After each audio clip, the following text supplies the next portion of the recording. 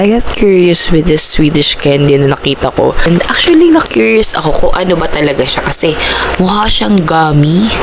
Pero hindi daw siya gummy. Pero mukha rin siyang pastillas. Pero mukhang fruity flavor din siya. I'm not sure. Kasi nakalagay din. Mixed flavor.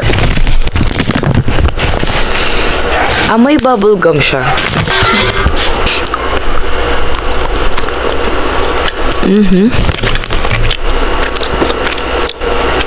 Maasim siya.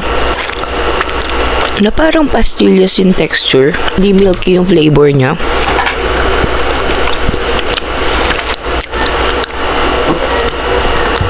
May tamis naman siya sa bandang huli. Try naman natin tong green.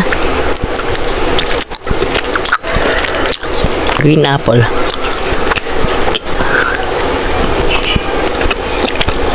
Hindi to maasim masyado yung blue.